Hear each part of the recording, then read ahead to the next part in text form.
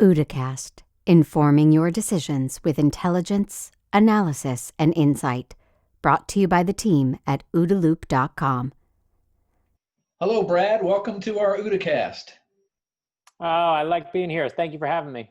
Yeah, Brad, before we get started, I wanted to give my version of your bio and then, of course, give you time to correct the record if I get stuff wrong.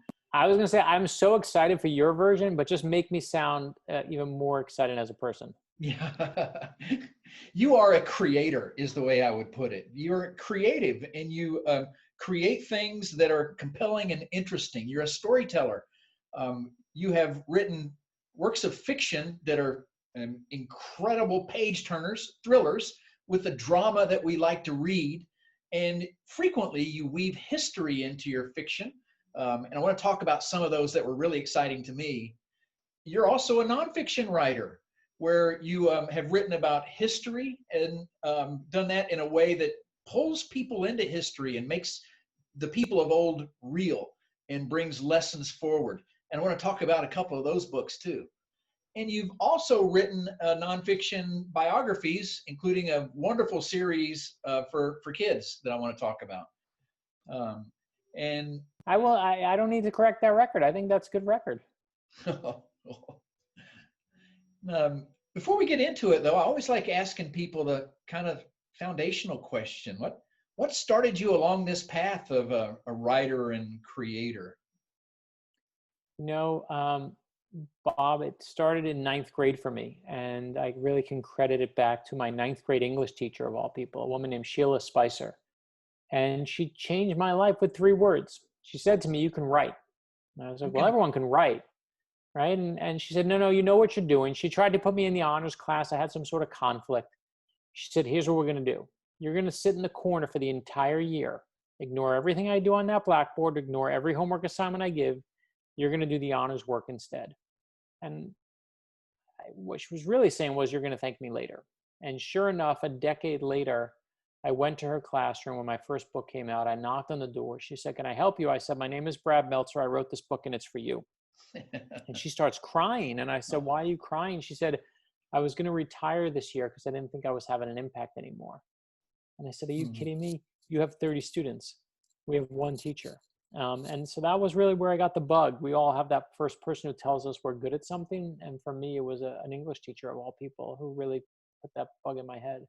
That's wonderful. And then she stayed with you for your life and helped you get through college and helped you keep creating and writing. And that's wonderful. Well, again, that first person, whether it's the person who gave you your first real job, the person who gave you your first real promotion, whoever it might be, you owe that person. And I know for some people, because it's not just your parents, right? It's the first stranger out there who does it, just has a marked, impact on your life. And in fact, I did an event. It was probably a year and a half ago now, but I was doing the event and someone asked me that question. And then what I didn't know is she was at the event and she surprised me. And there's no better moment than when you get to say thank you again to that person who changed your life. That's wonderful. Great story. And Brad, I want to fast forward to first time you and I had a conversation, because it was surprising to me. You had a question about one of your books, and to give me context, you asked me a question. You said, "Bob, have you ever heard of the Culper Ring?" And I had been in the intelligence community for decades. I know many heroes. I know a lot of our history. And I think my reply was, "No, I don't think I ever heard of the Culper Ring." And it was such an important part of the intelligence history. I wondered why I hadn't. Since then, I read your books and I read so much more of the history about that ring, and it was so incredible. And part of me wants to ask you, why was that such a secret all the way up to today? This ring that President, at the time, General Washington, created for espionage. Yeah. And I'll tell you how I found it. I got a call, and I don't know if I told you this part, but I got a call a number of years ago from the Department of Homeland Security asking me to come in and brainstorm different ways that terrorists could attack the United States. And my first thought was, if they're calling me, we have bigger problems than anybody thinks, right? I mean, if they were going to call a novelist of all people, but I was honored to do it. I went in and it was called the Red Cell program. They would pair me with a Secret Service agent and a chemist and would give us targets and we would destroy. But I was like, why'd they pick me? Why would they pick a writer of all people? And I traced it back through history. It traced back to a man, as you said, named George Washington. And George Washington, of course, had, all the people that were in the military. He had his, his generals, his lieutenants and everyone else. But he knew the British knew those people. He could see in their uniforms who those people were. But he also, at the time, created his own secret spy ring made up of regular, ordinary citizens. And you want to know why? As you know, I know you know this, but because no one looks twice at an ordinary person. No one will ever look twice at an ordinary person. So he created the Culper Ring. And the reason that it's funny, when I first started researching them, someone told me this story that no one knew who the Culper Ring, first of all, that it even existed until a century later. And why? Because they were really good at keeping their mouth shut. And the other thing, even beyond keeping their mouth shut, is they didn't all know, no one knew exactly who was in it.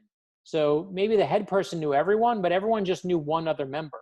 And it's a brilliant espionage move, right? So that way, if you get one person and no matter how much you torture them, no matter how much you have on him or her, they can only tell you one other person that's in it. So no one has the full list. Yeah. And I remember, as you know, that outside of CIA headquarters, well, I think it was when Casey took over, he saw that there was a statue outside of Nathan Hale. Mm-hmm. And Casey apparently said, why do we have a statue of Nathan Hale? He's the spy who got caught. He's the spy who hanged. Why would we have him? And apparently at the time, he said, the person who we should have out here is Benjamin Talmadge, who was one of the heads of the Culper Ring. And the reason why is no one knew Talmadge was in it until he was long dead. No one knew it even existed until he was long gone. And I love the fact that it lasted until I think like the 19th century, until people figured out what the Culper Ring was. Mm-hmm. And that's why no one knows them, because they were the ones who actually kept their mouth shut. Well, I tell you, I love the way you. Oh, by the way, I have to say one thing. I was going to say, but the key part of it is I went to my friend in Homeland Security. I forgot the end of the story. Is I went to my friend in Homeland Security and I said, wouldn't it be cool if you found out that George Washington's Culper Ring, the secret spy ring, still existed to this very day? And I'll never forget, they said to me, what makes you think it doesn't? And that's when I was like, I got a good idea for a book. And that's when I met you, is I went around saying to people, could the Culper Ring exist? And all the people in the espionage community came helping me build it. Yeah. And I tell you, it was a wonderful hook for a great thriller that brought the past into the present. It was a good series. But I appreciate it. Let me switch now to some of your nonfiction, because that was also very moving and lots of lessons for the business community and others today. The First Conspiracy is one. The First Conspiracy brings us back to a time when the Revolutionary War was just kicking off, and it could have gone either way. There were some dark days for the Patriots, and you bring us right into that in a way that makes it seem like you're there. And there was a conspiracy. There was, I found this story in the footnotes of all places. And it said something like a secret plot to kill George Washington. I was like, is that true? Is that internet nonsense? What is it? And it was true. In 1776, there was a secret plot to kill George Washington. When George Washington found out about it, he gathered up those responsible, built a gallows, grabbed one of the main co-conspirators, and he hanged him in front of 20,000 people. It was at that point the largest public execution at that point in North American history. George Washington brought the hammer down, was like, do not mess with me. I am George Washington. I'm going to be on the money one day. But what was fascinating to me, and we did this nonfiction book, as you said, called The First Conspiracy. But what I loved about the story was you can see George Washington learning the ropes. Right, we all tell the story of George Washington, the greatest general ever lived, and he took down the British, the greatest fighting force at that point that had ever lived. And it's a great story. It's a wonderful story, but that's not the real story. Yeah. George Washington, in the first battles, gets out-generaled by the British generals, doesn't have the experience that he has later in the war.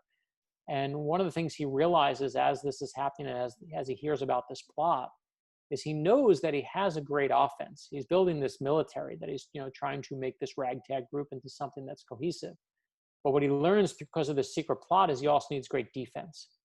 He needs espionage. He needs to find out what the other side is doing before it happens. And he creates a group called the Committee on Conspiracies, is what their eventual name is. It starts as a bigger group, but it narrows down to basically 3 people. And it winds up being led by our first Supreme Court justice, a man named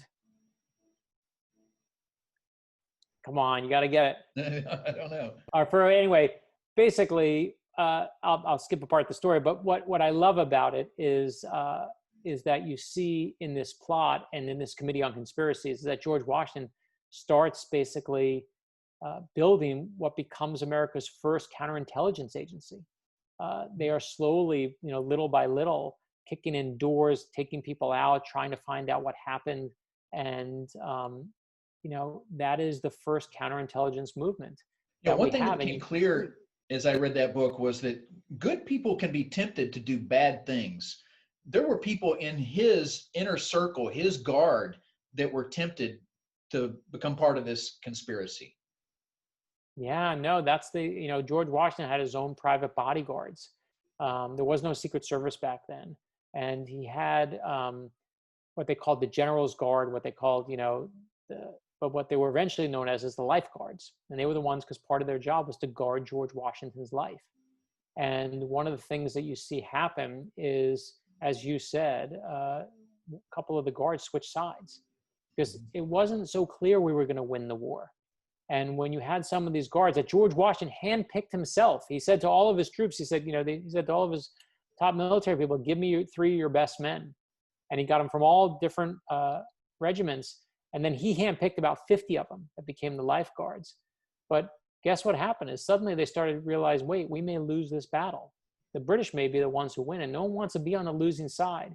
So the former governor of New York, who goes onto the British side, the former mayor of New York under British rule, they basically start approaching some of the guards and saying, you know what, you can make a lot of money if you give us some information.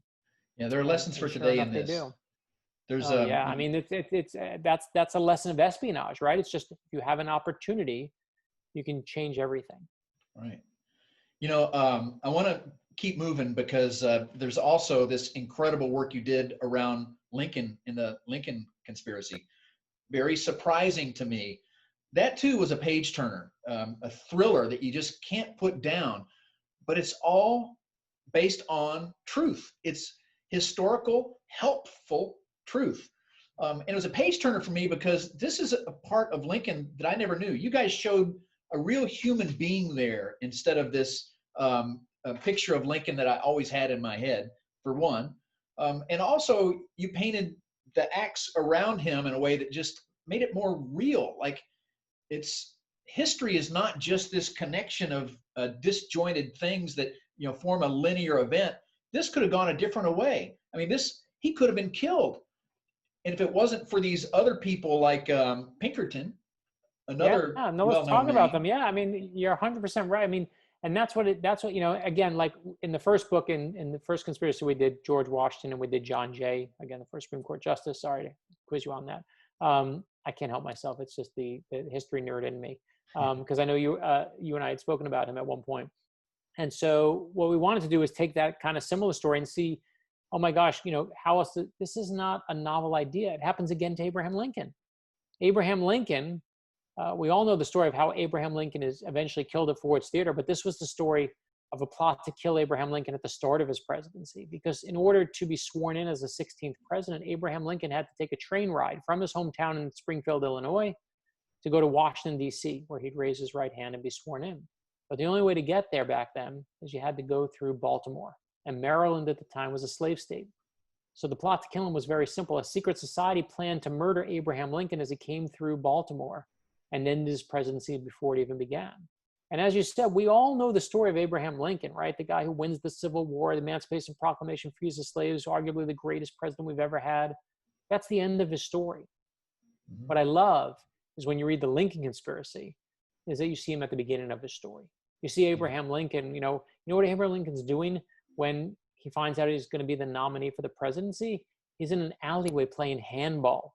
Just a guy, right? He's so hated at the time. We all know Lincoln is so loved today, but he's so hated at the time that in 10 different states, they didn't even put him on the ballot because they hated him so much in the southern states. 10 states wouldn't even put his name on the ballot, even though he was a rightful nominee. Hated so much that 3 days after he's elected, that's how long they give him, 3 days, South Carolina passes a resolution that say they want to secede from the Union. He's so hated that there's a plot to murder him. And you see in this plot, in this, as he's on this train ride racing from one to the other, you see Abraham Lincoln doubting himself and not knowing what to do, and knowing he's hated by half the country, and half the country, hates him and thinks that the other side are horrible, awful people. Does that sound familiar to you, Bob? Yeah, it It's does. exactly where we are today, Yeah. right? A house divided, completely divided. But it takes great leaders like Abraham Lincoln to remind us that we're our best when we're united. Yeah, I did see in that book that you showed this side of Lincoln that does have self-doubt and wonder, but you also see this guy that rises above that, and with his words is always saying kind things about other people, and not letting anger out in his words. And he must have been seething inside a lot, but it didn't seem that way. Yeah, no, listen, when Abraham Lincoln goes to deliver his first inaugural address, it's like a month after they plot to murder him. Again, hated by half the country. They try to kill him. They leave him off the ballot. They're, writing hate mail every day that he's getting, calling him the N-word and horrible things and all these, terrible things. You know what he says in his first inauguration? What? We should be friends, not enemies. Yeah. That's what he says in the face of all the hate. We should be friends, not enemies. We need to defer to the better angels of our nature. We all need that advice today. We all need that advice. Like we need more of that Abraham Lincoln thinking in our lives than just hating the other side and saying that they're awful, horrible people. That gets us nowhere as a country. Right. That's one of the greatest lessons from that book. And I also found myself thinking, wait a second, the telegraph was starting to be fielded right at that time. What if it had been fully deployed? And then I started thinking, what if they had cell phones back then? It would have been a different kind of plot. And then I started thinking, how would that occur today? They would be in Facebook groups, secret Facebook groups of the different sides. Listen, it is happening today. It's happening today. That's what's happening. We see it now. It happens to every presidency. I love the story because of that first scene. You're on a train in the middle of the night, and on the train, I mean, you tell me this isn't espionage 101. On the train, there's all these passengers. There's three that we're focused on. There's a businessman. There's a woman, and she's with her brother who's an invalid. And none of them are who they say they are. The businessman is actually a man named Alan Pinkerton, head of the famous Pinkerton Detective Agency. The woman is Kate Warren, America's first female private eye. And her so-called brother isn't her brother, and he's certainly not an invalid. His name is Abraham Lincoln. They put him in disguise. They dress him up. They whisk him away in the middle of the night to make sure that the secret society can't murder him. And I just ruined chapter 1 of the Lincoln conspiracy, but that's chapter 1 for you. But that's what the book opens with. And when I saw that, I was like, this is an espionage story for all time. Right. The idea of using a fake identity, using misinformation, as you said, when they were, on the teletype, they basically, to make sure no one could communicate, just pulled it all down because it was so new as a technology. They just took it all down. They took the teeth out of it. And again, these are great lessons in espionage, the same as John Jay back then in 1776 with Washington, the same as the Pinkertons used with Lincoln. The technology changes, but the ideas remain the same. And the execution of those ideas is so similar too. Brad, I want to ask you a couple other questions, and I want to link to these books for those people who don't know how to find them in our write-ups for the podcast and the video cast here, of course. But I want to talk about your other series that your publisher says is for kids, but I think is for adults. This wonderful series, 30 books now, I think, for children that are talking about these heroes that all of us need to learn more about. No, I appreciate it. So I was tired of my own kids looking at reality TV show stars and people who are famous for being famous and thinking that that's a hero. And I thought, I want to give them heroes who stand for generosity, who stand for kindness, who stand for perseverance. How do I teach my kids that? And I started by trying to tell my daughter, about Amelia Earhart. I was like, if I could teach her Amelia Earhart, she flew across the Atlantic Ocean. My daughter said to me, big deal, Dad. Everyone flies across the Atlantic Ocean. But when I told my daughter this true story that when Amelia Earhart was 7 years old, she built a homemade roller coaster in her backyard. She took a wooden crate, put roller skating wheels on the bottom. She shoved it up to the roof of her tool shed, came flying down the side, crashed and said, that was amazing, or whatever she yelled at the time. My daughter said, wait, now Amelia Earhart's, not some old figure in a history book, but she's just like her. She's bold and she's daring and most important, she's fun. So we started writing illustrated biography kids books. We did I Am Amelia Earhart, I Am Abraham Lincoln, I Am Rosa Parks, I Am Albert Einstein. For my son who loves sports, I said, look at this guy, meet Jackie Robinson. We did I Am Jackie Robinson. And we did I Am Lucille Ball for my daughter, so she'd have a female entertainment hero who wasn't just famous for being thin and pretty. But Lucy stood for the idea it's fantastic to be different. We did I Am Helen Keller. We put real Braille into the book where kids could close their eyes and feel and find their names in the Braille. But Bob, something amazing happened as the 2016 election approached last year. In 2016, the last election approached, I should say, is two of our books started selling more than any others. And they were I Am Martin Luther King Jr. and I Am George Washington. And it was a time when Hillary and Donald Trump were arguing every single day on TV, ripping each other apart. But what we saw was happening, it wasn't a Democrat or Republican thing. It was that parents and grandparents were so tired of turning on the TV and seeing politicians, but they wanted to show their kids were leaders. And we all know there's a huge difference between a politician and a leader. And I love that people to this moment use our books to fight back against the divisiveness in the country. Republicans and Democrats, there's no difference, right? I go on Fox News with these books and I can go on NPR with these books. I've been to Glenn Beck with these books and CNN with these books. Like, there's no politics to it. It's just reminding us when America was its best version of itself. And I love the fact that people use our books to build libraries of real heroes for their kids, their grandkids, their nieces, and their nephews. That is great. And Brad, I mean, these books are really needed right now. And another question I wanted to ask you is, as you've written all these, do you see common traits across all of them? It seems like every one of those individuals is different, and they have a different trait, persistence, honesty, creativity, daringness, bravery. Or are they all different? Or do you see common themes between all these heroes?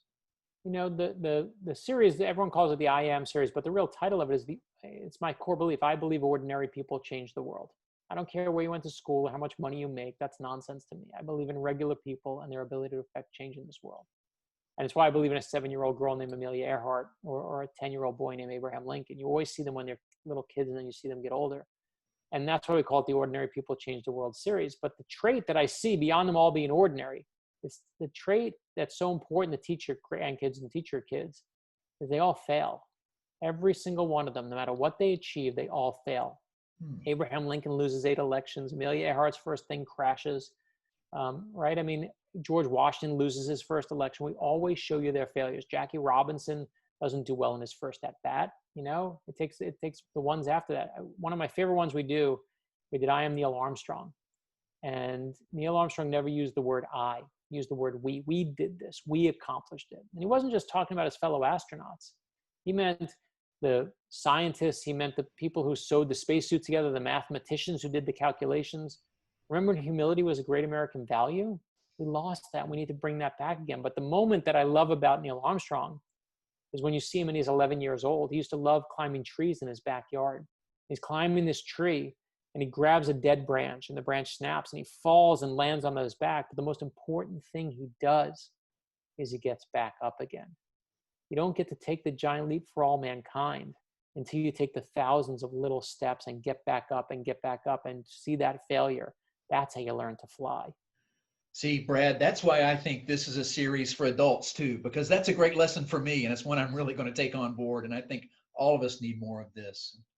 And listen, I write them for my kids, but I need that lesson too, right? I'm looking for the lessons I need in my own life. And I take them from Neil Armstrong and from George Washington and all. We all need those lessons. Good.